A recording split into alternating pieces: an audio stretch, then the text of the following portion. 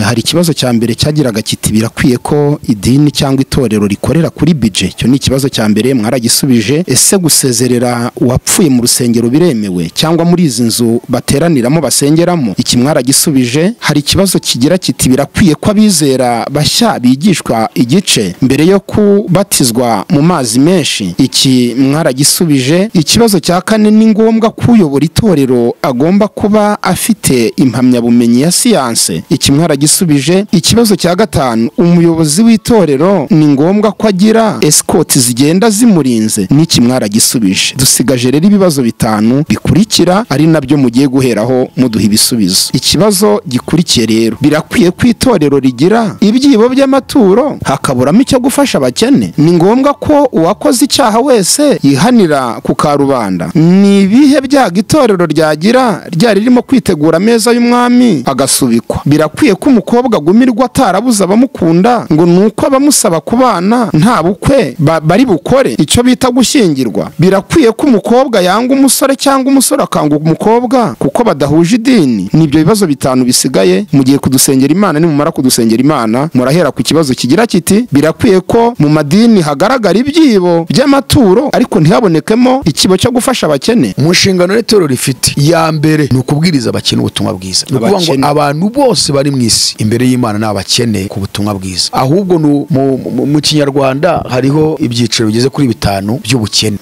Hariho umukene, hakabaho umukene nyakujya, hakabaho ahayo tuhageze mitangaruka no kubigisha inyigisho z'ubuntu butangaje bayobeyemo bayoba nabi kugeza ubwo bavuga ko umuntu wese wamaze kwizera nta kindi abagisabwa gukora, ngo ahubwo Yesu byose yabimurangirije. Ariya ko bamurikiwe ngo baramurikiwe, ariko ko bamurikiwe. Ariko reka nkubwire Illuminati yitwa bamurikiwe. Ariko ibyo ikora dore iyogoje si irayirangije.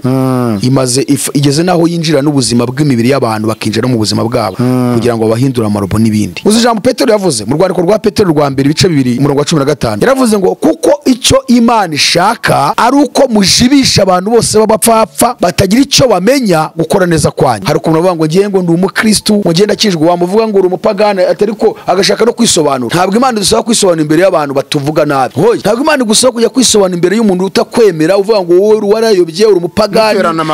Ntabwo Imana ibyo ngibyo bishaka. Ahubwo dore igisobanisha ko twisobanura imbere y'abantu ngo tuzibisha abantu bose b'abapfapfa batagira icyo bamenya gukora neza kwacu. Pawulo akongera akavuga ngo ntabwo urugingo rumwe rushobora kwirata ku rundi rugingo ngo we ntacyo umaze. Arongera akavuga ati kandi iyo utagira izuru ntabwo kunukirwa ari kunukirwa, niyo utagira ugutwi ntabwo ari kumva. Urutoki rwabwira izuru ngo we ntacyo umaze kuko nirwo ntirunukirwa. Nyamara izuru rigira gute? Byumva umunuko cyangwa impumu. Ntabwo ugutwi kwakwirata ku zuru ngo we ntacyo umaze kandi izuru rinukirwa ugutwi kukumva, n'izuru ryakwirata ku gutwi. Kubw'iyo mpamvu abakristo ni abantu bari kumwe bagomba kuba nta ubabara ngo undi anezere cyangwa undi anezerwe undi ababara. Kera abantu bagikizwa ariko bakizwa atari iby'uyu munsi, ko iby'uyu munsi ni imihango gusa no kugira ngo umuntu agire adresse, cyane ko abantu bishyizemo ngo ugomba kugira address yaho barizwa. Niba hari wenda ariho tuzagwa ubundi adresse y'umukristo nzi ko ari mw'Ijuru. Niyo mpamvu bavuga ngo iwacu ni mw'Ijuru, niko Pawulo yavuze. Ariko twebweho iwacu ni mw'Ijuru. Kandi Pawulo arongera bibwiye nako Petero arongera bivuze ngo muri abasuka nabimukira hano mw'isi nta adresse tuhafite. Adresse yacu ni mw'Ijuru. Niyo mpamvu bivuze ngo ariko twebweho iwacu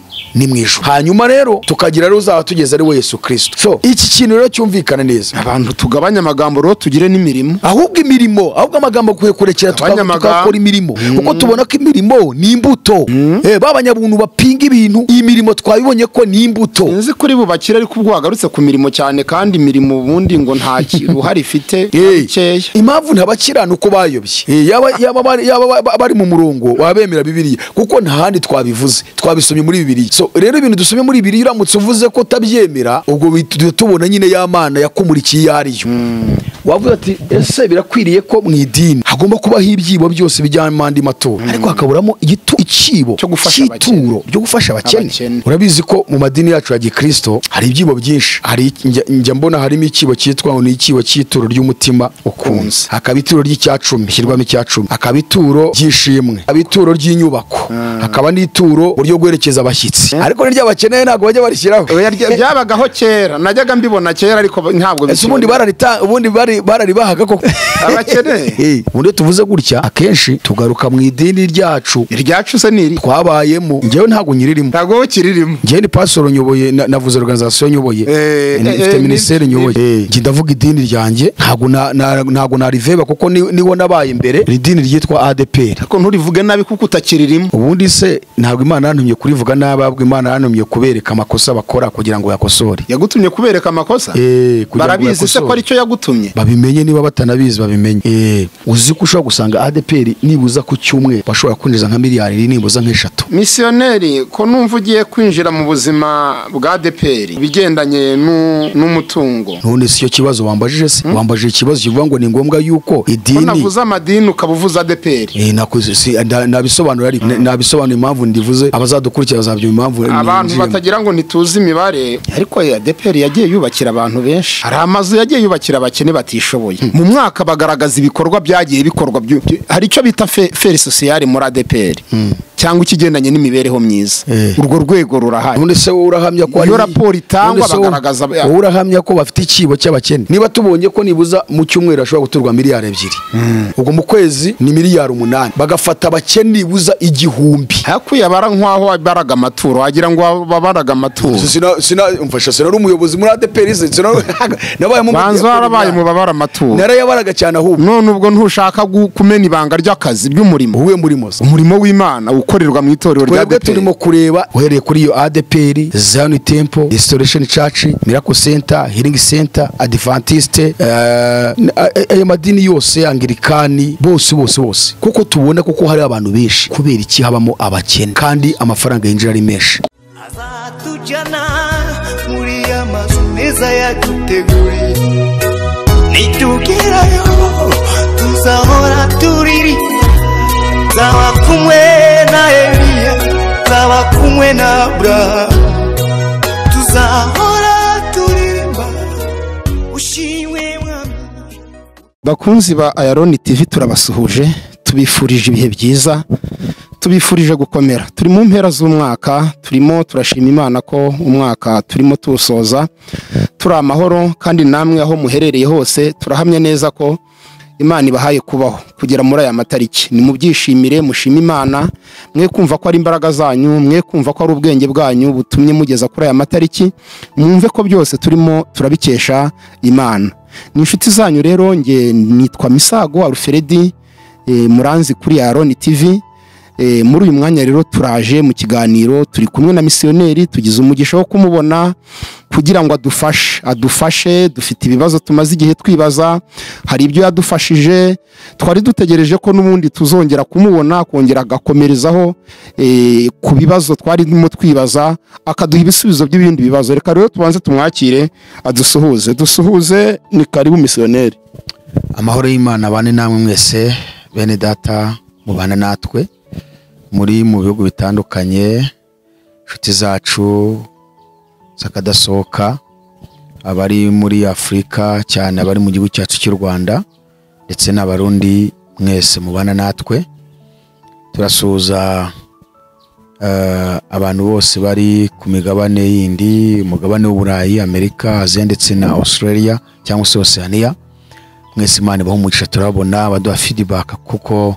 mwamaze gufashwa mu butumwa bwiza uko bisanzwe rero ni Sharik ikingeneye ni missionnaire hanyuma tukaba dufite umuryango tuyoboye cyangwa se ministries yitwa Ayaroni TV Ayaroni Family of Jesus Christ Ministries International uwo ni umuryango ukorera hirya no hino mu bihugu bitandukanye ku isi kandi turashimira Imana ko ikomeje kubana natwe no kudufasha tukarusha gusobanukirwa iby'iki gihe turimo iby'iyi minsi ndetse no gusobanukirwa Agakiza ndetse umugeni wa Kristo akaba ari marezwa ndetse Yesu akaba ari gutegura abakozi bagiye guhagurukana ubutumwa bwiza hirya no hino ku isi Imana ibahe umugisha amen.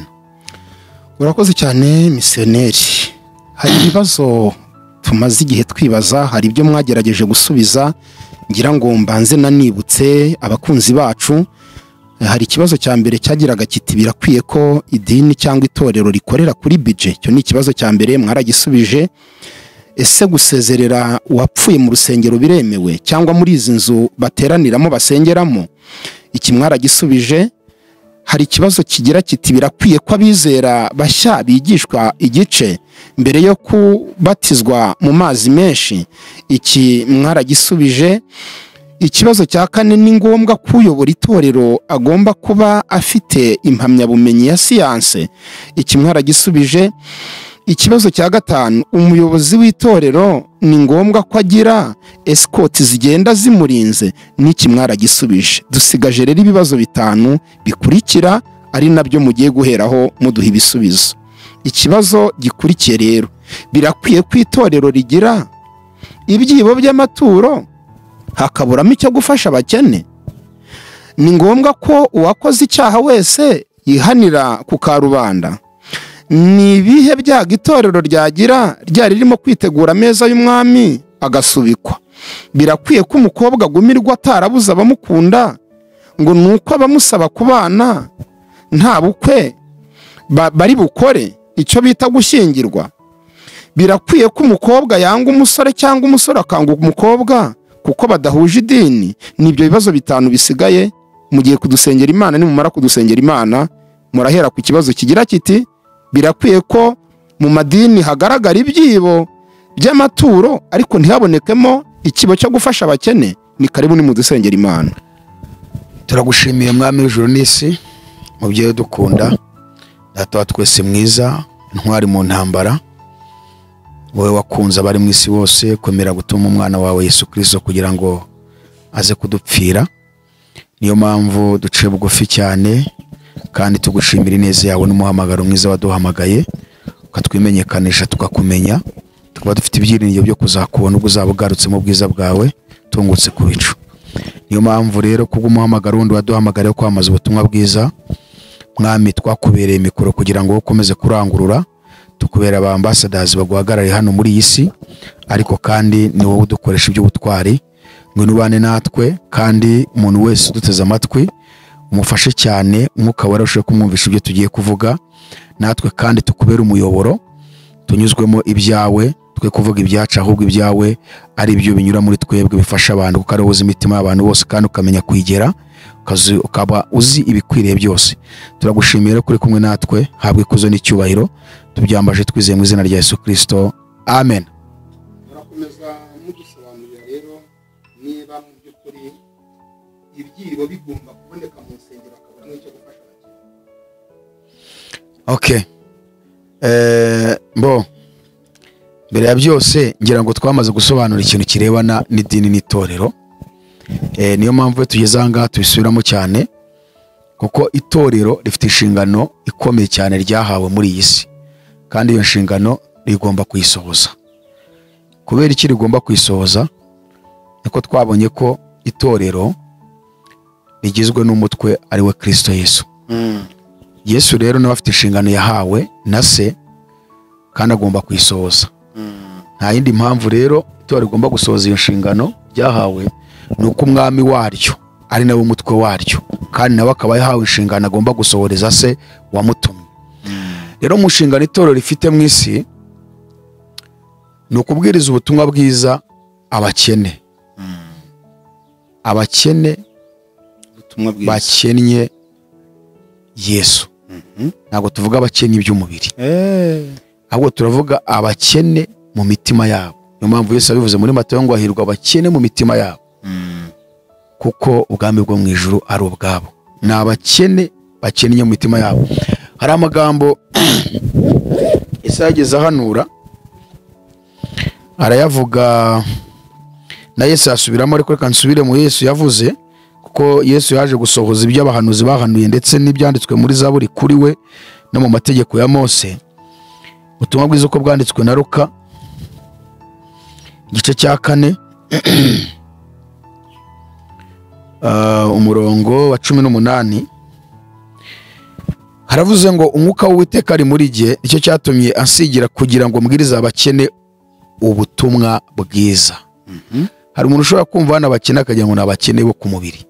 Oya, umwuka w'Uwiteka ari muri jye, icyo cyatumye ansigira kugira ngo mbwirize abakene ubutumwa bwiza. Yantumye kumenyesha imbohe ko zibohorwa, n'impumyi ko zihumuka, no kubohora ibisenzegeri, no kumenyesha abantu iby'umwaka umwami agiriyemo imbabazi. Amen. Amen.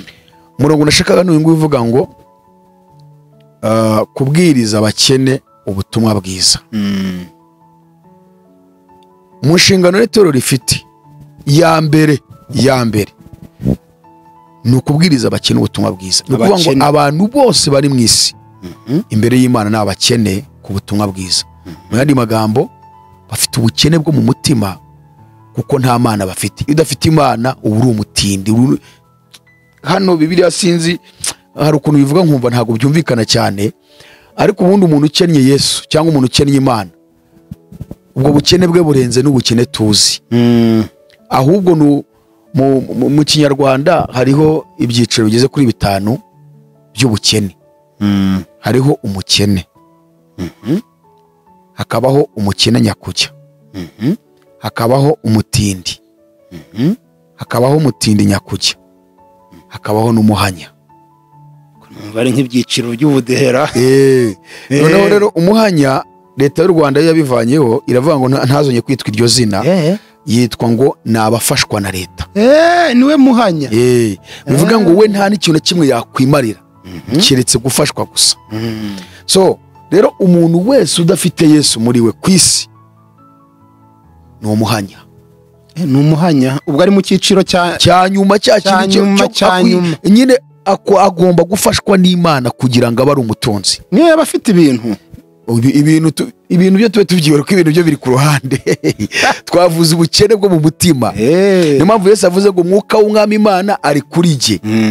Muri iki cyatumye ansigira kugira ngo mbwirize mbwirize abakene ubutumwa bwiza. Abakene rero bavuzwa aha ni ikiremwa muntu.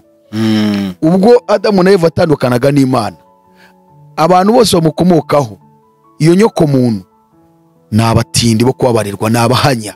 Bakeneye ubukire bwitwa Yesu, kuko ubuzima bwabo barabutaye kandi babutakariza muri Adamu. Ubuzima bwese, ubuzima bw'iteka ryose. Igihe cyose udafite ubuzima bw'iteka ryose, ukafite ubuzima bwa none, Bibiliya ivuga ngo n'ubw'igihe gito, uri umutindi, uri umuhanya. Nakubwira ngo ntacyo bikumare, kuko iherezo ryawe ni hano, nyuma yaho ukajya kurimbuka iteka ryose.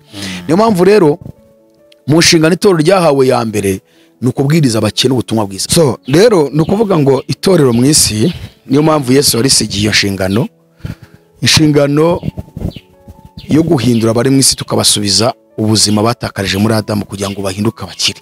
Iyo ni inshingano ya mbere y'itorero. Bivuga ngo igihe cyose witwa kuri umunyetorero cyangwa wahamagawe, icyo ni ikintu ugomba kugira icya mbere. So hakaba rero n'abakene rero bo mu ruhande rw'umubiri.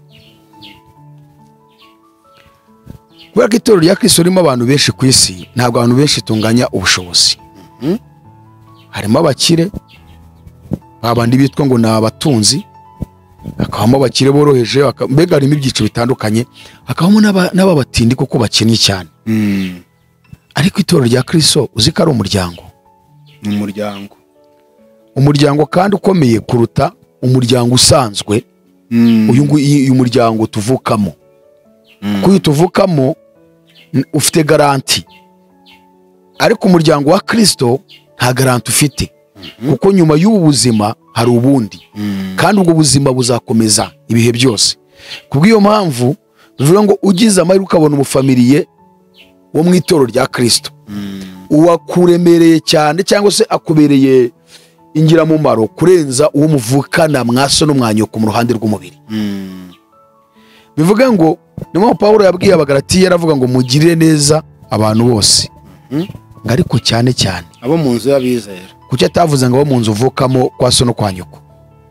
Hari n'ijambo Yesu yigeze avuga ngo bene data, ngo abavandimwe ngo nabo dusangira ijambo ry'Imana. Ngo baryumva kandi bakarikomeza. Bivuga ngo rero abantu kuko bizera, ko ubundi hari ibintu mvuga ngiye nkabane ko ubundi uko tuba tubivuga niko abantu babyumva.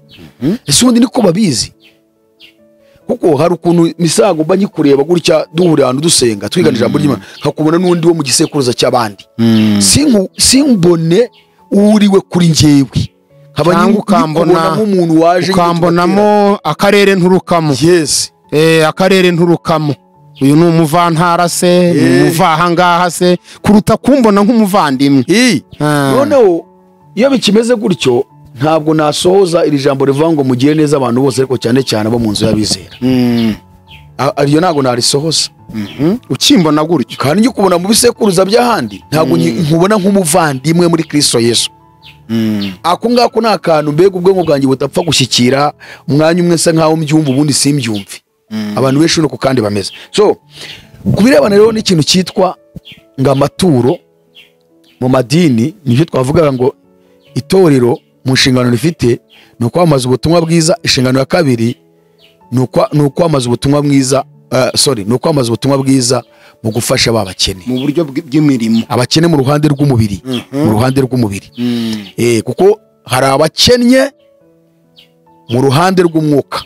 Abo ngabo rero bo Bibiliya bashyira muri generali ku rwego rw'isi. Noneho tugiye mu buryo bw'umubiri, noneho ntabwo bose ariko bakennye, kuko hari abifite.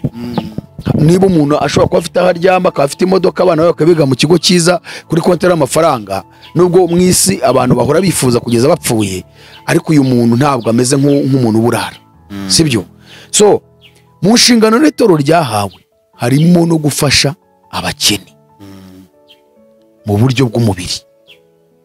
Niba uzi ko ufite miliyoni 20 kuri konti yawe, ukaba uzi ko ufite bene so mubana mwigana ijambo ry'Imana, muterana, musengana, muri abo bene so 100 ufite akaba nibuza harimo nka 3 bashobora kuba nta kazi bafite kandi bakaba baburara, cyangwa abana babo bakabura minirivare ku ishuri.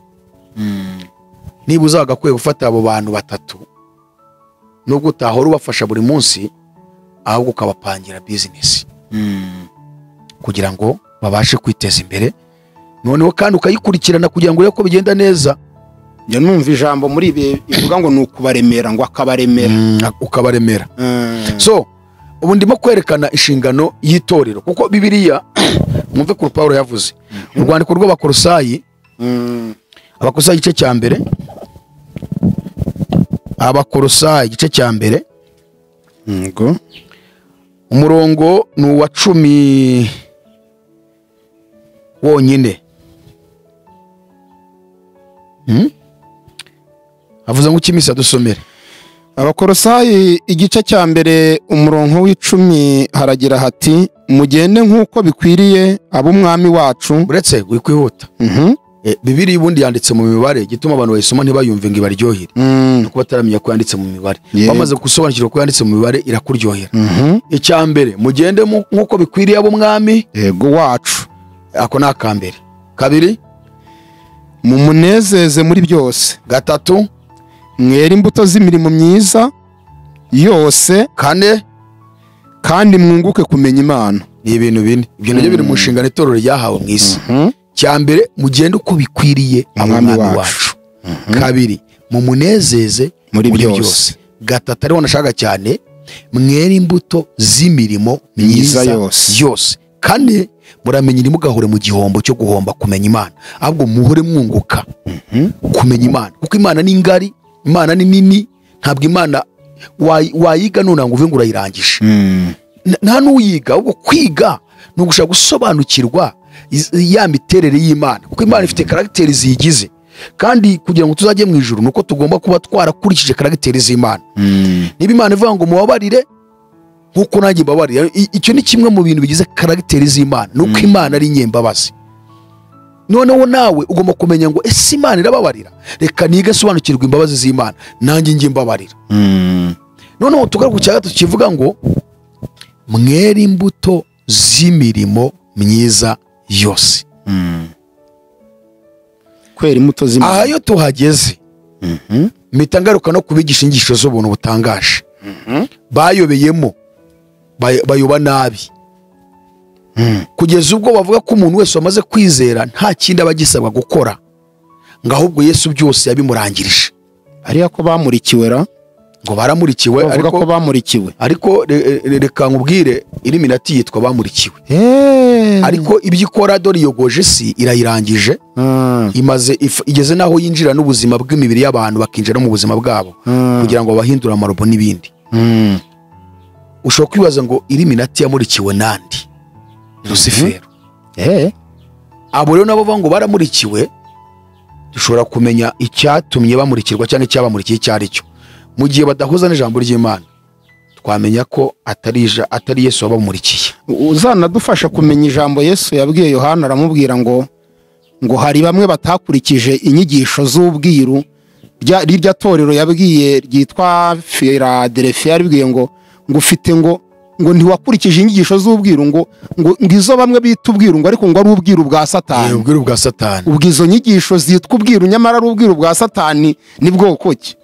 None se muri izo zose twazisangamo n'izi z'ubuntu, kuko hari ukuntu abantu bavuga ngo barahishura ngo bahishurirwe ubwiru bw'Imana, ariko wajya kureba iyo Mana bahishuriwe ubwiru bwayo ukabona itandukanye n'Imana yo muri Bibiliya, muri iki gitabo.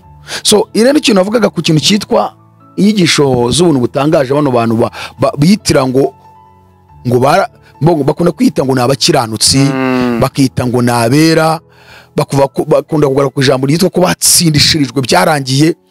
Mbega bagaragaza ko Yesu yabasengeye, imirimo Yesu yayibakoreye, ibintu byose Yesu ari we wabikoze, niwe wabarariye amajoro mu butayu, niwe bo ntabwo bemerewe gusenga mu butayu, ntibemerewe kwiriza ubusa Yesu yariyirije, ntibemerewe gufata umwanya wo gusenga Yesu yarasenze, ntibemerewe kugira icyo bakora Yesu imirimo yose yarayikoze. Nibyo byose bavuga. Ariko icyitonderwa, Pawulo avuze ibintu bine n'inshingano itorero igomba gusohoza. Icya mbere, mugende uko bikwiriye ab'umwami wacu. Ushobora kumenya ngo ni gute nagenda uko bikwiriye ab'umwami? Uwo mwami ni nde se? Ni uwizeye. Kabiri, ese nyine uko bikwiriye, uko wabishaka ko nagenda uko bikwiriye ni gute? Nzabimenyeshwa n'iki? Ni uko usoma ibyanditswe byera. Niyo mpamvu Pawulo yanditse mu Efeso ibice 5:10 aravuga ngo mushakashake uko mwamenya ibyo umwami ashima. Ubwo rero mu gihe uri gushakashaka ibyo umwami ashima, uzagenda uko bikwiriye ab'umwami. Icya kabiri, ngo mumunezeze muri byose. Gatatu, mwere imbuto z'imirimo myiza yose. Aka kantu rero abanyabuntu bati nta mirimo. Uzi yuko mu mbuto z'umwuka dusanga mu Bagalatiya 5:22 zambuta 9, uzi yuko harimo n'imirimo kugira neza. Hari ukuntu abantu bajya batandukanya ikintu cyitwa imirimo n'imbuto, ariko mu mbuto harimo n'imirimo. Urubuto rwitwa kugira neza, ndibwira ni urubuto rwa 6 n'atari rwa 7. Ko abanza urukundo, ibyishimo, amahoro, kwihangana, ingeso nziza, kugira neza ni rwa 6. Kugira neza si imirimo. Niba rero Pawulo avuze ngo mwere imbuto z'imirimo myiza, ubu byamaze kugaragara ko imirimo nayo ari iki? Igaruka mu mbuto. Hari n'ahantu Yesu numvise avuga ngo nibabona ngo imirimo yanyu myiza, muri Matayo 5:14 bahimbaza data wo twese wo mwe. Aho nari kuhagera. Matayo 5:14 kugeza ku 16. Urumva yaravuze ngo muri umucyo w'isi, umudugudu ubatse mu mpinga z'imisozi ntubasha kwihisha, nta bakongeza itabaza ngo baritwikirize intonga, ahubwo barishyira ku gitereko cyaryo rikamurikira abari mu nzu bose. Abari ku mucyo wanyu ubonekera imbere y'abantu. Uyu mucyo ni uwuhe rero? Uyu mucyo Yesu avuze ngo abari kubonekera imbere y'abantu ni uwuhe? Umva uwo mucyo wari we. Abari ku mucyo wanyu ubonekera imbere y'abantu kugira ngo nibabona imirimo yanyu myiza. Bivuga ngo umucyo Yesu avuze ubonekera imbere y'abantu ni imirimo myiza. Igihe cyose twera imbuto z'imirimo myiza, ni umucyo uri kubonekera imbere y'abantu. Umucyo abari ku mucyo wanyu ubonekera imbere y'abantu kugira ngo nibabona imirimo yanyu myiza bahere ko bahimbaze so wo mw'Ijuru. Uzi ijambo Petero yavuze mu rwandiko rwa Petero rwa 2 ibice 2:15 yaravuze ngo kuko icyo Imana ishaka ari uko mujibisha abantu bose b'abapfapfa batagira icyo bamenya gukora neza kwanyu. Hari ukuntu bavuga ngo ngiye ngo ndi umukristo, ngo ngenda kijwe, wamuvuga ngo uri umupagana, atari ko agashaka no kwisobanura. Ntabwo Imana dusaba kwisobanura imbere y'abantu batuvuga nabi. Hoye ntabwo Imana igusaba kujya kwisobanura imbere y'umuntu utakwemera uvuga ngo wowe warayobye uri umupagani. Ntabwo Imana ibyo ngibyo bishaka. Ahubwo dore igisobanuro ishaka ko twisobanura imbere y'abantu, ngo tuzibishe abantu bose b'abapfapfa batagira icyo bamenya gukora neza kwacu.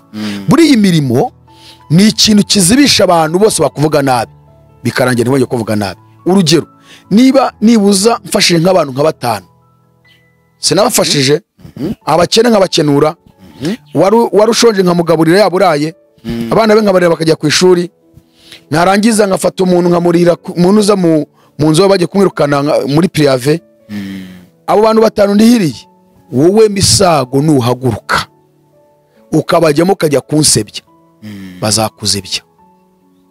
Kandi nubwo nabona gukora ikintu kibi bo ntibazakemera, kuko ntushobora kubumvisha uburyo njyewe ndi mubi kandi hari ibyo nabakoreye byiza. Niyo bavuze ngo, niyo Petero yavuze ngo muzibisha abantu bose b'abapfapfa batagira icyo bamenya gukora neza kwanyu. Imirimo izibya abantu ntibongeye kuvuga nabi. Kuko niba nkoreye abantu 5 ukajya kumubasebya mu baragucekira ati we ceceka shabyihorere, uriya turamuzi n'ubwiza bwe, tuzi ibyiza dukore, tuzi uriya nta muntu mwiza ubaho mwise nkawe. Urumva ko kantu rwose, urumva ko mu by'ukuri nta ruhare ngizemo rwo kwisobanura. Nta ruhare ngize rwo kwisobanura imbere y'uriya muntu. Ibyo wakoze byose, ahubwo ibyo nakoze bitumiye abantu bacikesha uriya muntu uri kunsebya. Ceceka, ibyo uvuga gusa waba uri umwe abantu 5 kabaganza koko. Umvuze nabi uri umwe, abantu 5 bamvuze neza, ubwo se urumva utari kurushywa n'ubusa. Byumvikane ko rero imirimo ifite imbaraga zikomeye cyane. Niyo mpamvu nyine Yesu avuze ngo niwo mucyo ugomba kubonekera imbere y'abapagani, ngo byarangize bikabatera guhimbaza Imana. Ndetse hariya muri Petero niko yavuze, ndagaruka ubu ndimo kwerekana itorero inshingano zaryo. Kuko wavuze ngo ese birakwiye ko mu idini habaho ibindi bigibo by'andi maturo yose, ariko ikibo cy'abakene nikiboneke. Ndagushimira kuko wavuze idini utavuze itorero, kuko itorero ryo rigomba gusoza inshingano. Wowe ntabwo gishobora kubura. Niyo mpamvu tugaruka kureba bya barakibuze. Abo rero wita ko bakibuze, turaje tureba ishusho barimo, urasanga atari itorero ahubwo ari idini. Kuko turaje tureba itorero fondasiyo yaryo uko ryakoraga. Rwose baraza kudufasha ko birivuga ngo nta wakenaga mu itorero rya mbere, turaje n'ubukene buturahiye amaguru. Kandi amafaranga ni menshi anaturwa. Ubundi itorero naregeranya nka organization iba y'abantu baba barishyize hamwe, kandi mu buryo bwo kuba baterana inkunga ku buryo nta mukino babamo. Nta mukino babamo ngo bimutere kwiha. Reba abantu iyo bashyize ikibina, abantu bashyira ikibina kugira ngo bajye bagurizanya, niba wenda wowe wayabuze bafata yabo bayaguhe nawe gutabara, gutyo. Urumva ko kantu none kuki itorero ryo ritakora ibirenze ibyo ngibyo? Kandi bo baba ari benshi, ariko kimwe nuko bashobora kuba n'abantu 10 cyangwa 5, kuko itorero ni umuntu personally ku giti cye, ariko noneho muri rusange ngo ni umubiri wande wa Kristo. Ngo kandi umukristo ku giti cye akaba urugingo rw'uwo mubiri. Pawulo akongera akavuga ngo ntabwo urugingo rumwe rushobora kwirata ku rundi rugingo ngo we ntacyo umaze. Arongera akavuga ati kandi iyo utagira izuru ntabwo kunukirwa ari kunukirwa, niyo utagira ugutwi ntabwo ari kumva. Urutoki rwabwira izuru ngo we ntacyo umaze kuko nirwo ntirunukirwa, nyamara izuru rigira gute? Jumva umunuko cyangwa impumuro. Ntabwo ugutwi kwakwirata ku zuru ngo ntacyo umaze, kandi izuru rinukirwa ugutwi kukumva, n'izuru ryakwirata ku gutwi.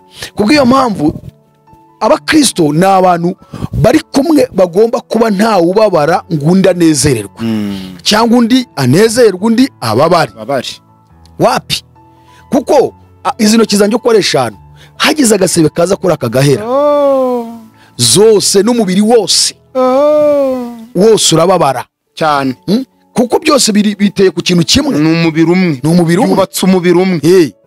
Kubw'iyo mpamvu rero itorero nuko rimeze kuri Kristo, ko Bibiliya yaratubwiye mu Bakolosayi igice cya 2 umurongo wa 18, baratubwira ngo Yesu niwe mutwe w'umubiri, 2 niwe torero, 3 kandi niwe tangiriro n'imfura yo kuzuka mu bapfuye, kugira ngo abo wa mbere uhebuje byose. Niba Yesu ari we mutwe w'umubiri, akaba ari we torero, itorero rikaba umubiri we. Bivuga ngo rero urugingo rwose nk'umukristo niba babaye n'izindi ngingo zirababara, niba akennye ku kimwe bwe mutakenana nawe.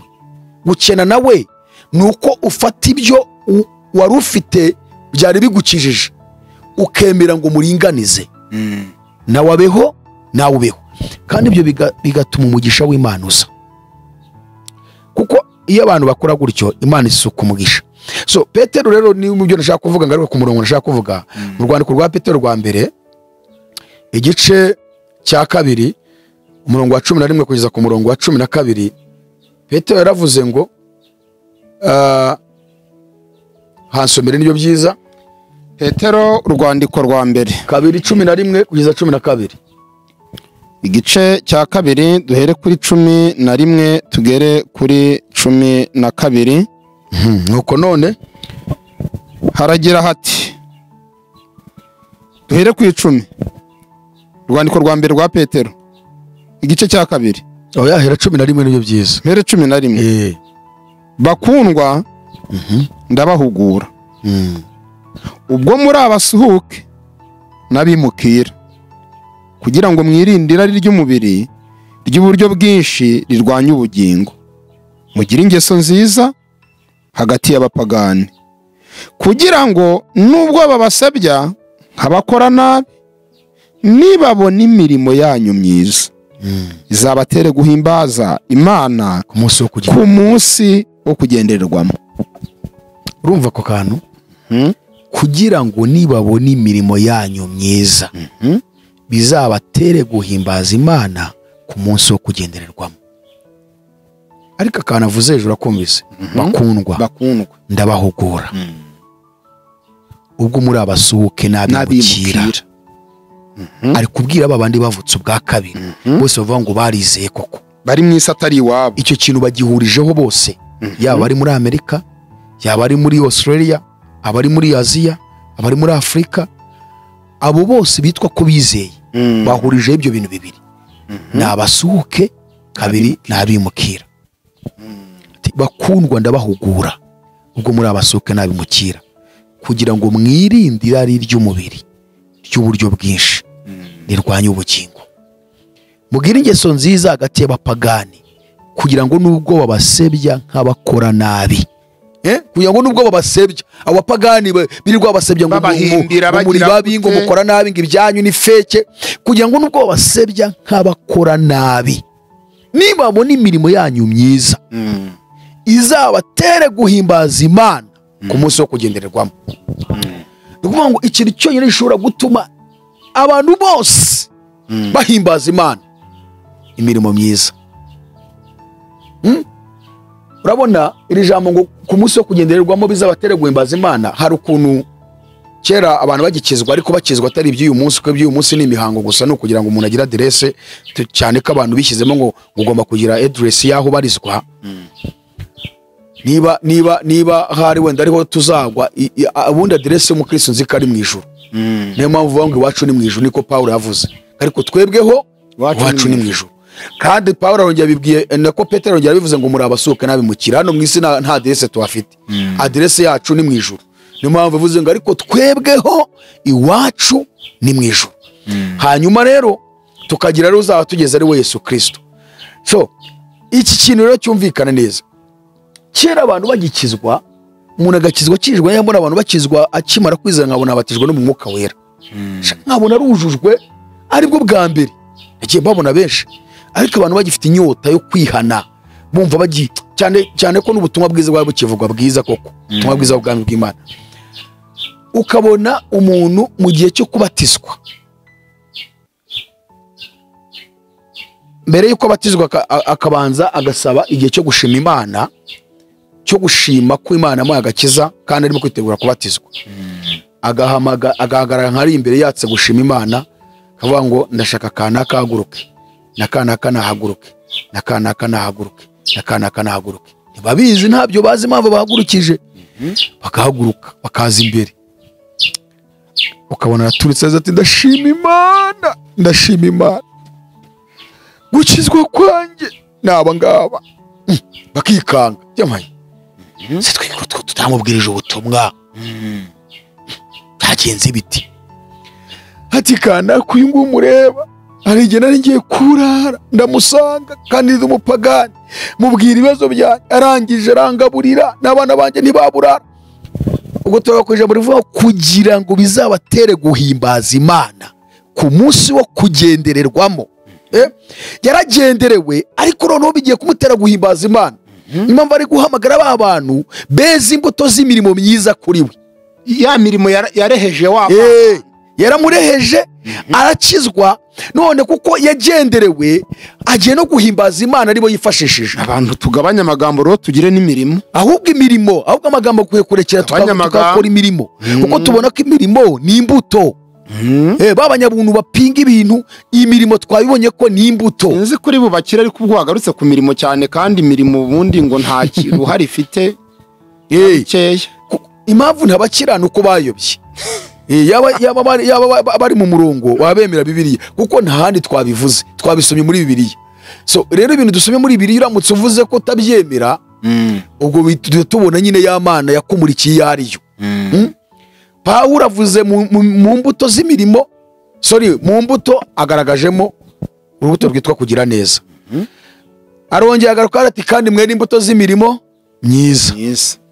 Petero ati namwe mugira ingeso nziza hagati y'abapagani, kugira ngo nubwo basebya nk'abakora nabi, nibabona imirimo yanyu myiza bizabatere guhimbaza Imana ku munsi wo kugendererwamo. Ingeso nziza hagati y'abapagani, wumvishe zo Petero asobanuye. Aravuze ngo mugire ingeso nziza hagati y'abapagani, ahita avuga ngo kugira ngo nibabona imirimo yanyu myiza. Urumva ko za ngeso nziza zizabaresha. Urumva kantu, urumva ko za ngeso nziza avuze niyo mirimo. Noneho rero icyitonderwa, mu mbuto z'umwuka 9 mu Bagalatiya hagaruka mu rubuto rwitwa ingeso nziza. None Petero avuze ngo kugira ngo nibabona ingeso ngo mugire ingeso nziza hagati y'abapagani, kugira ngo nubwo basebya nk'abakora nabi nibabona imirimo yanyu myiza. Bivuye ngo za ngeso ni imirimo.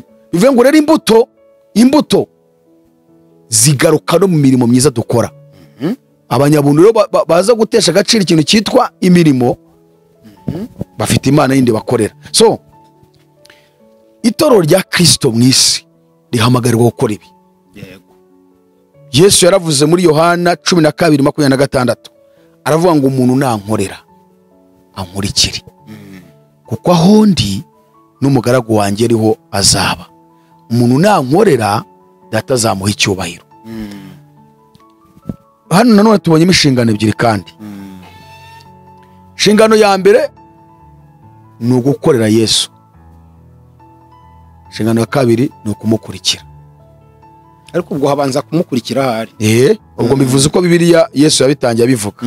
Yaravuze ngo umuntu nankorera ankurikire, kuko aho ndi n'umugaragu wanjye ariho azaba. Umuntu nankorera data azamuha icyubahiro. Ariko noneho rero inshingano ya mbere ni ugukurikira Yesu. Kuko gukorera Yesu utamukurikiye 0, urayishwa n'ubusa. Ni nko gufata 8 gukuramo 8 bigahwana na 0, nta na kimwe wunguka. Imirimo yose tuyikora muri Kristo Yesu, kubira avuga ngo turabo yaremye ituremeye imirimo myiza muri Kristo Yesu, iyi Imana yiteguriye kera kugira ngo tuyigenderemo. Abefeso 2:10 niho dusanga iryo jambo. So noneho si ugukurikira Yesu gusa, harimo no kumukorera. Si ugukorera Yesu gusa, harimo no kumukurikira. Tugarutse ku kintu cyitwa gukorera Yesu. Gukorera Yesu ntabwo tumukorera kubera ko twamusanze mu ijuru tukajya ibyo tumukorera, ahubwo iyo dufashanya tuba turi gukorera Yesu cyane rwose. Waruzi yuko mu mirimo myiza babandi b'abanyabuntu bagaruka babipinga, uzi ko mu bantu bazabazwa imbere ya Yesu azaba bazi imirimo. Bibiri igaragaza ko ahubwo benshi bazarimbuka bazize imirimo batakoze, kandi imirimo ngo nta ruhari ifite mu kuba yajyana umuntu mu ijuru. Hari ibintu bibiri tugaragaza Yesu yivugiyeho nyir'ubwite, yavuze ibintu 6 azabaza abantu kuri finali. Kandi agaragaza ko ibyo bintu batarabikoze bazajya mu rutazima. Hari ukuntu imirimo twayifashe tukayifata nk'ikintu cyoroshye, kandi cyoroha gute tubona ko igaruka mu mbuto. Kandi imbuto arizo zatugeza mu ijuru. Ntuzi ko Yesu avuze ngo mwere imbuto hagati y'abapagani, kugira ngo nibabona imirimo myiza. Uwo mucyo ubivuga ngo imirimo dukora ni umucyo ukura abantu mu mwijima bakaza mu mucyo ari we Kristo Yesu. Nose umucyo ninde? Umucyo ni Yesu. Nose Yesu yavuze ngo iki muri Matayo? Muri umucyo w'isi, ubwo ni itorero nyine. aravanga umudugudu watse mu mpinga z'imisozi ntubasha kwihisha. nta bakongezi tabaza ngo baritwikize intonga ahubwo barishyira mu giteko cyaryo ngo rikamurikira abari mu nzu bose ngo abari ku mucyo wanyu ubonekera imbere y'abantu kugira ngo nibabona imirimo yanyu myiza. Bivuga ngo iriya mirimo ni umucyo, none Yesu niwe mucyo. Bivuga ngo igihe cyose dukoze imirimo myiza twasohoje ubutumwa bwiza Yesu twamuhaye abantu. Abantu bari mu ishurirwe barayishurirwa Yesu mu mirimo myiza, kuko imirimo myiza ni umucyo kandi umucyo ni Yesu. None pastor, nta muntu wakora ibyo byose nyine yita ku bantu abo baturanye abo bagendana, ariko atari ngombwa kugenda gutereka ikibo mu rusengero ahantu abantu bari gusengera cy'abakene. Reka mbanze ngaruke kuri biriya nari mvuze, abantu tuzaba bavuga ngo twavuze ibintu tuhita tubica hejuru. Ubutumwa bwiza bwa Yesu Kristo bwanditswe na Matayo igice cya 25 umurongo wa 31. Abantu basuzugura ibikorwa, basuzugura imirimo, kandi nicyo kintu twahamagare gukora mu isi. Ari nk'ibishoboka kuri twakoze igano cy'imirimo gusa cyonyine, kuko imirimo kiri mu bintu Imana ikoreramo cyane cyane. 25:31 kugeza ku murongo undi tuzagikora wa 40 yaravuze ngo umwana w'umuntu ubwo azazana abamarayika be bose afite ubwiza bwe, nibwo azicara ku ntebe y'ubwiza bwe. Amahanga yose azateranizwa imbere ye, abarobanura nko kumungeri arobanura intama mu ihene. Intama azazishyira iburyo bwe, naho ihene azazishyira ibumoso. Umwami azabwira abari iburyo bwe ati nimuze mwebwe abo data yahaye umugisha, muragwa ubwami bw'abatunganirijwe uhereka kuremwa ku isi. Kuko nari nshonje mukamfungurira, nari mfite inyota mu micyonywa, nari umushyitsi murancumbikira, nari nambaye ubusa muranyambika, nari ndwaye muransura, nari mu nzu y'imbohe muza kundeba. Abakiranutsi bazamubaza bati mwami twakubonye ryari ushonje turagufungurira, cyangwa ufite inyota tuguha icyonywa? Kandi twakubonye ryari uri umushyitsi turagucumbikira, cyangwa wambaye ubusa turakwambika? Kandi twakubonye ryari urwaye, cyangwa uri mu nzu y'imbohe tuza kugusura? Umwami azabasubiza ati ndababwira ukuri yuko ubwo mwabikoreye umwe muri bene data baboroheje bari hanyuma y'abandi, ari jye mwabikoreye. Azabwira n'abari Mose ati nimuvaho ndi mwabivume mwe, mujye mu muriro w'iteka watunganijwe umwanzi n'abamarayika be. Kuko nari nshonje nari nshonje ntimumfungurire, nari mfite inyota ntimwampa icyonywa, nari umushyitsi ntimwancumbikira, nari nambaye ubusa ntimwanyambika, nari umurwayi no mu nzu y'imbohe ntimwaza kunsura. Hasi aravuga ngo nabo bazamusubiza bati mwami twakubonye ryari? Nabo bazamusubiza bati mwami twakubonye ryari ushonje, cyangwa ufite inyota, cyangwa uri umushyitsi, cyangwa wambaye ubusa, cyangwa urwaye, cyangwa uri mu nzu y'imbohe ntitwagukorera? Azabasubiza ati ndababwira ukuri yuko ubwo mutabikora umwe muri bene data boroheje hanyuma y'abandi, nanjye mutabinkoreye. Abo bazajya mu ihaniro ry'iteka, naho abakiranutsi bazajya mu bugingo buhoraho. Amen. Aho ni ku munsi w'amateka. None se ubu abantu bapinga imirimo si ibintu bitatu Yesu avuze? Aravuze ngo nari nshonje muramfungurira, nari mfite inyota mu micyongo, nari umushyitsi murancumbikira, nari nambaye ubusa muranyambika, nari ndwaye muransura, nari mu nzu y'imbohe muza kundeba. Iyo si imirimo? Ni imirimo iyo. Avuze ko abo ngabo bizagenda gute? Bazajya mu bugingo buhoraho mu bwami bw'abatunganirijwe. Hanyuma bari batabikoze ngo bazajya hese? Mwihaniro mu muriro utazima ry'iteka. None abantu basuzugura imirimo, uyu si umwami watangije itorero mu isi? Si we nyiri umurimo? Si we nyiri itorero? Si we wabivuze mu kanwa ke? None si umuntu wapinga iki kintu yagihakana ati? Uyu muntu yaba ari ikigwara, akaba ari ni babandi bavanga amatwi ari mu rupfu ntiyumva ihoni ku buryo yirengagiza imirimo.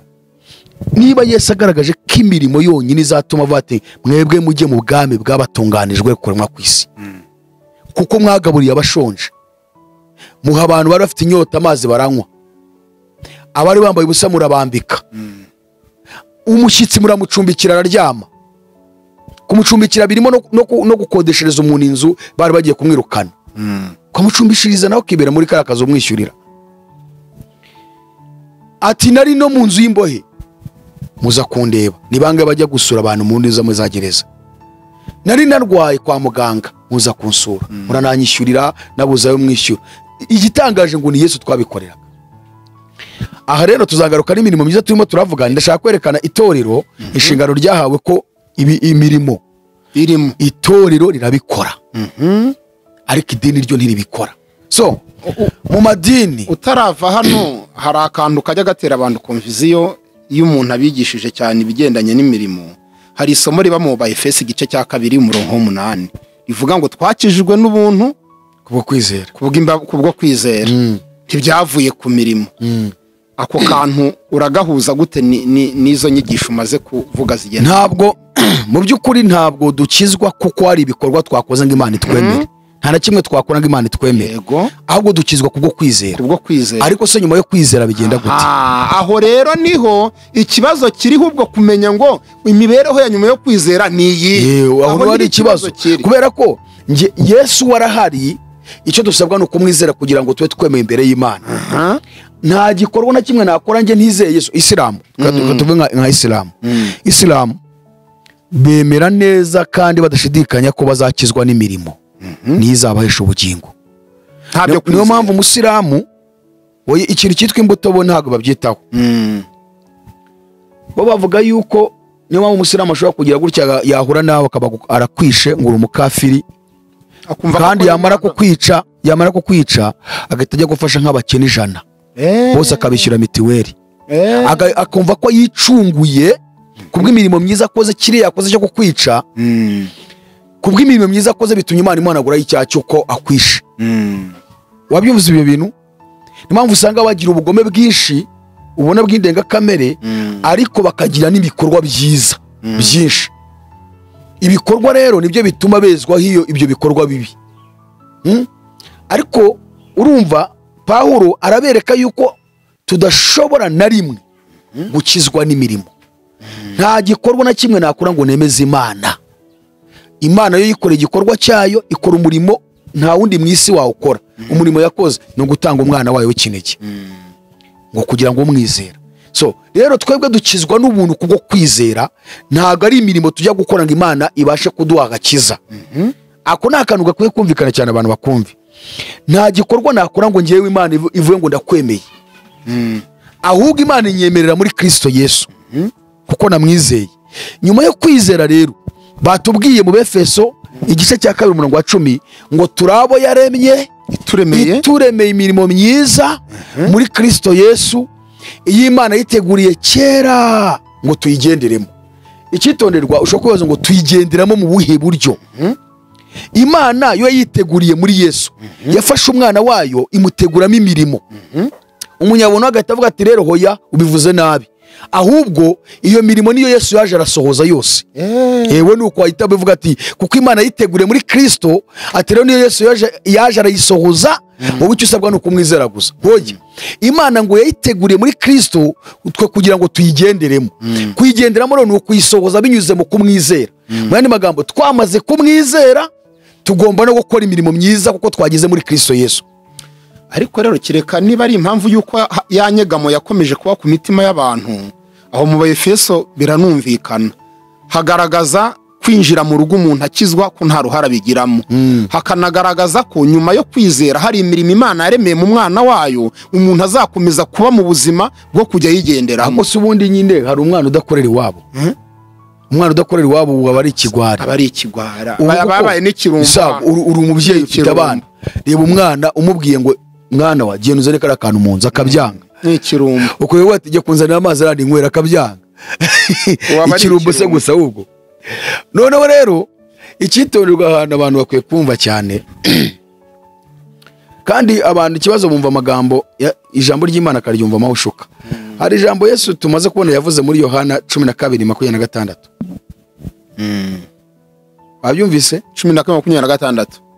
Umuntu nankorera anankurikire, kuko aho ndi n'umugaragu wanjye ariho azagera gute? Azaba. Ni ukuvuga ngo Yesu niba umukoreye mukurikire, kuko ahari ugomba kuba hari nawe. Niba utamukurikiye se ubwo waba heka navuze ngo aho ndi n'umugaragu wanjye niho azaba. Ati umuntu nankorera Data azamuha icyubahiro. None se ninde udashaka icyubahiro? Ikibazo hari n'igihe abantu bahita bakireba hano mu isi gusa, ariko Yesu buri cyoro cyane avuga tuzagira icyubahiro cyuzuye imbere y'Imana ubwo tuzaba twicaranye nawe ku ntebe z'icyubahiro. Icyubahiro tutazamburwa, abantu batazasuzugura ngo twongere tucyamburwe, tuzahorana iteka ryose. Urumva rero abantu batandukanye ikintu cyitwa gukizwa n'imirimo no gukora imirimo nyuma yo gukijijwe. Ibyo bintu biro bitandukanye.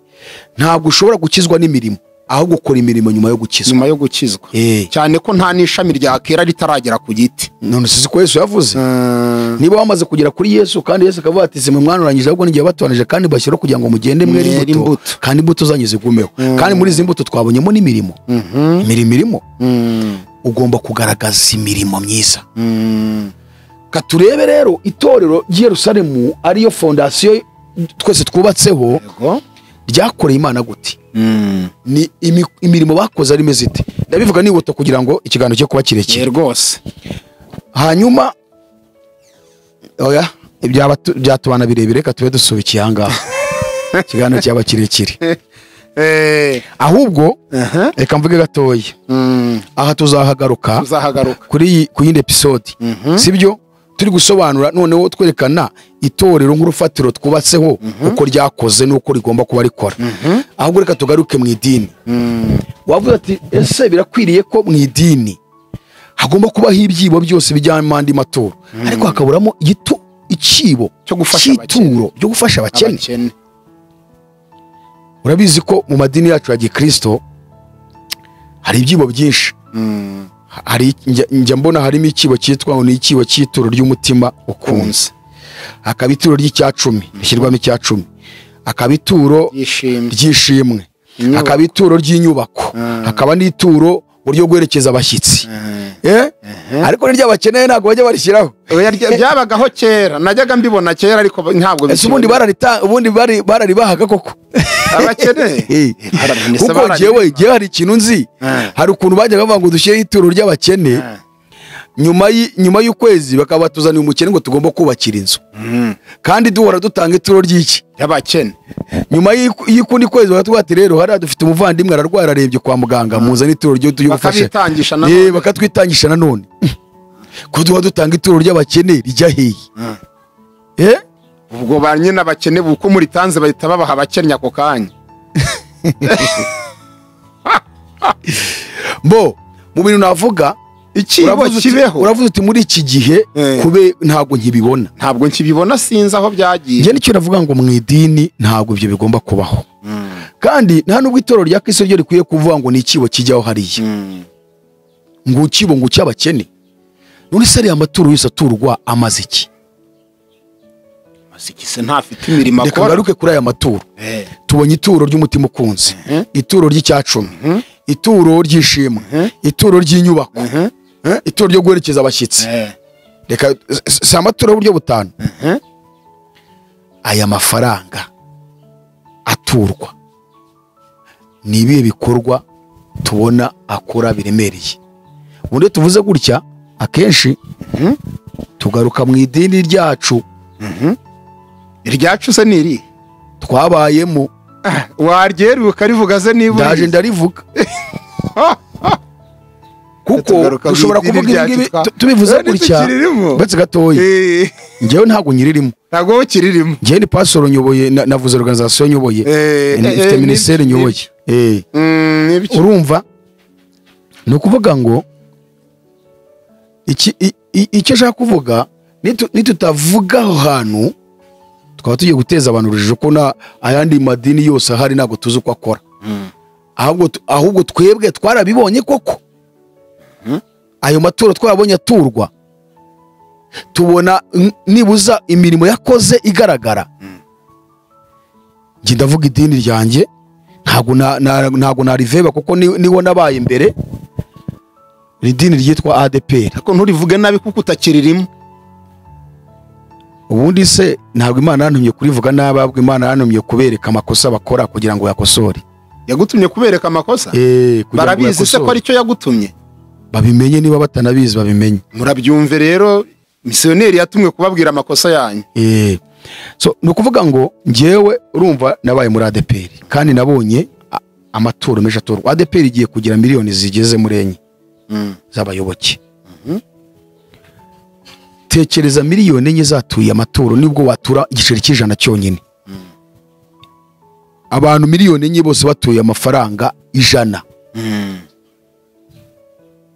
Mbwira misa mbarira abantu miliyoni enye batuye 100. Miliyoni enye ku cyumweru gusa tuvanyemo amateraniro yo mu mibyizi yose. tuvuye ku cyumweru honyine bagatura 100 buri mukristo baba batuye amafaranga n'iki?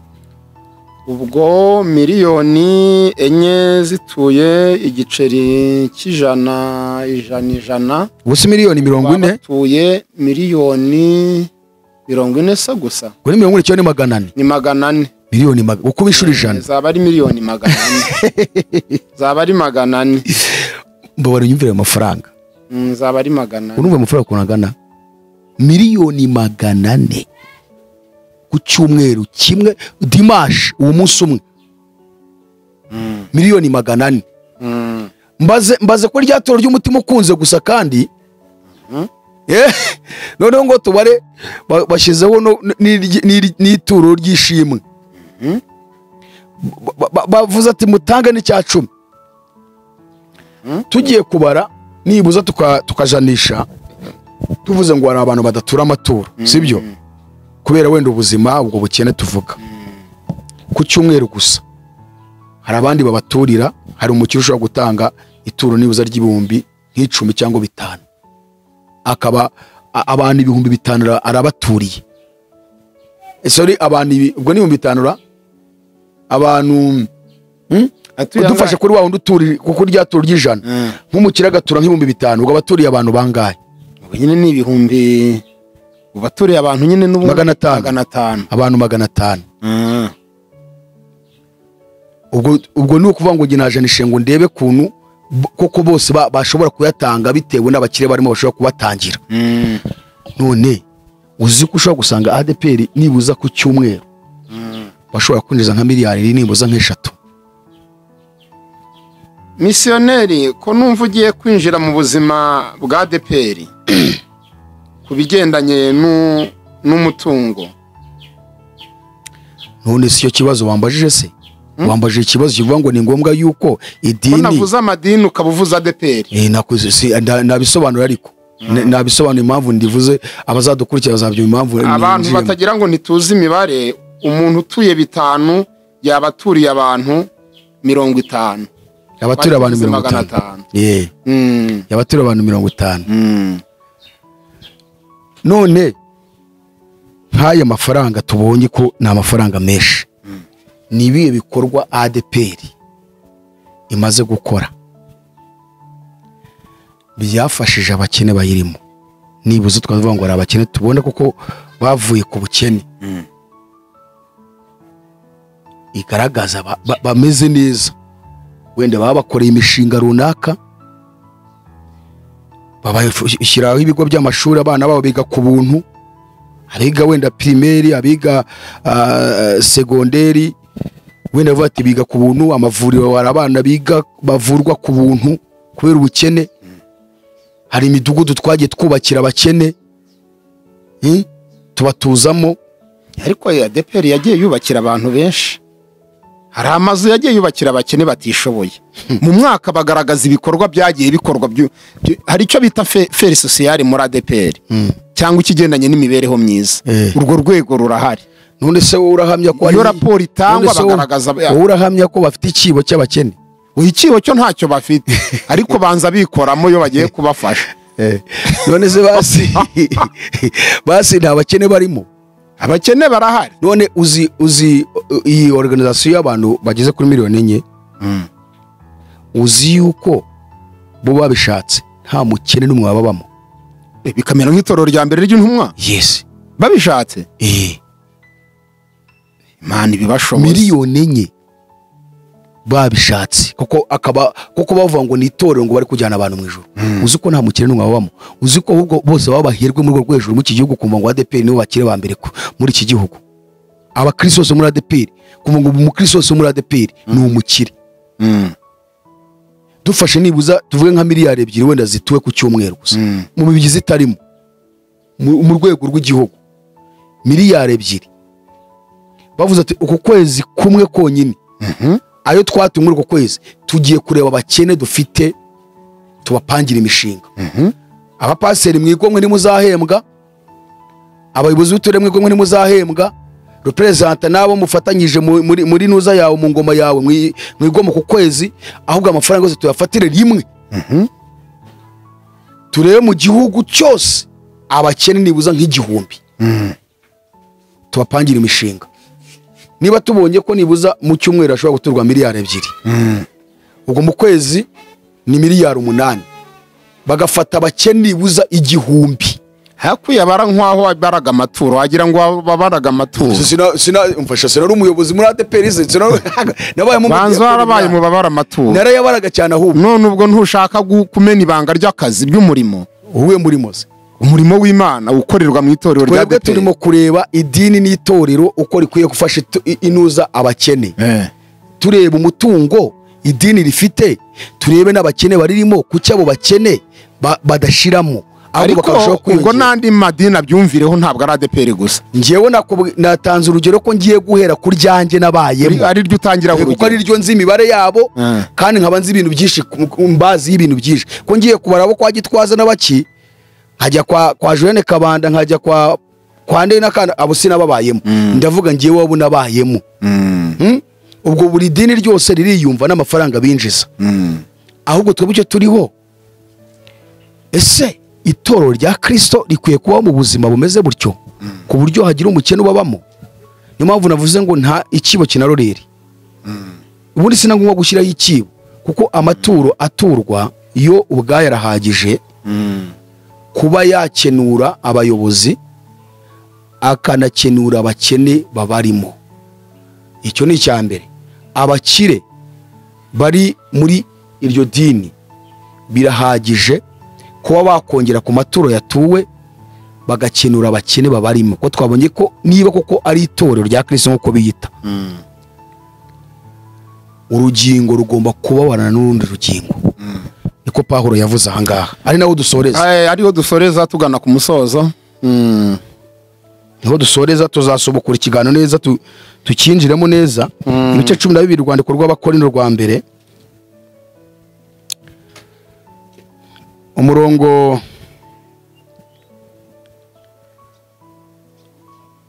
wa 24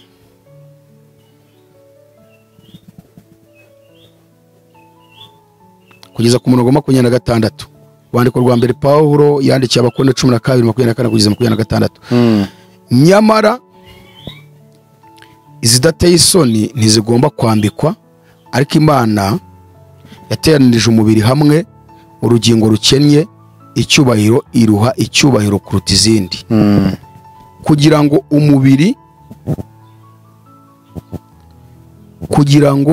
umubiri utirema ibice, ahubwo ingingo zigirirane. 26 none shaka cyane. Urugingo rumwe iyo rubabaye, ingingo zose zibabarana narwo, cyangwa iyo urugingo rumwe ruhawe icyubahiro, ingingo zose zishimana narwo. None ni gute niba koko twemera ko turi ingingo za Kristo, abantu bose bari muri aya madini ya Gikristo, uhereye kuri iyo ADPR, Zion Temple, Restoration Church, Miracle Center, Healing Center, Adventiste, aya madini yose, Anglikani, bose kuko tubona kuko hari abantu benshi, kubera iki habamo abakene kandi amafaranga yinjira ari menshi. So niba koko twitwa ko turi ingingo za Kristo, urugingo iyo rubabaye n'izindi ngingo zibabarana narwo. Niba hari umukene barimo, nimwemere mukenane nabo, bitewe n'iki mukenane nawe mu buhe buryo, gufata ibyo mufiteho mukamuha kugira ngo nawe abeho.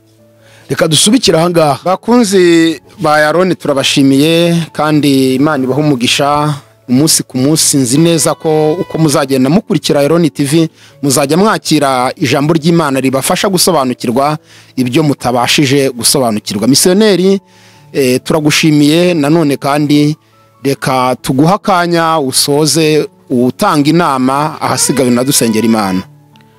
Intama nayitanze kuko ngiye gukomeza igihe cyadushirana, ahubwo icyo turi kuvuga nuko itorero rya Kristo mu nshingano tubonye ryahawe, inshingano ya mbere ni ugukenura abakene bo mu mutima, tukababwiriza ubutumwa bwiza. Inshingano ya kabiri ni ugukenura abakene bo mu mubiri, ko tubonye ko imirimo ni umucyo umurikira abari mu mwijima, bagahindukira Kristo Yesu ari we mucyo w'isi. Mu gihe tudakora imirimo myiza guhera kubo muri twebwe uko Paulo avuze ngo mugire neza abantu bose, ariko cyane cyane bo mu nzu y'abizera, ntago twaba turi kwera imbuto kubo dufatanyije urugendo rujya mw'Ijuru. Rero niba aya madini yita ko ari amatorero, itorero rya Kristo rigomba gusohoza iriya nshingano. Niba koko bitwa karitorero nibasohoza inshingano tubonye, niba batazishoboje bareke kwita itorero ahubwo biyita idini, kuko idini ryo ntago ribisohoza. Murakoze cyane. Mwami Yesu turagushimiye, fasha buri muntu wese wumvishe buno butumwa bwiza, ufashe abahagarariye amadini yabo nk'abo bavuga ngo wabahaye inshingano zo kuyobora kugira ngo basohoze icyo wabatumye, kuko buri wese azabazwa uko yakoze umurimo wakiri hano muri iyi si. Komeza kwigisha benshi kandi ukomeza abababaye, abashonje ubahaze, abambaye ubusa ubambike, kandi n'abakene nabo bakomeze kubwirwa ubutumwa bwiza babandi tubanye mu mutima. Turagushimire ku butumwa bwawe bwamamazwe hirya no hino ku isi kandi bugere kuri benshi. Cyo kibikira mu izina rya Yesu, amen. Murakoze cyane inshuti zacu, mukomeze musangize abandi ubutumwa bwiza, kandi abatarakora subscribe murushaho kuyikora. Imana ibaho umugisha. Shalom, turabakunda. Azatujyana muri amazu meza yaduteguriye, nitugerayo tuzahora turirimbira, nzaba kumwe na Eliya, nzaba kumwe na Abrahamu.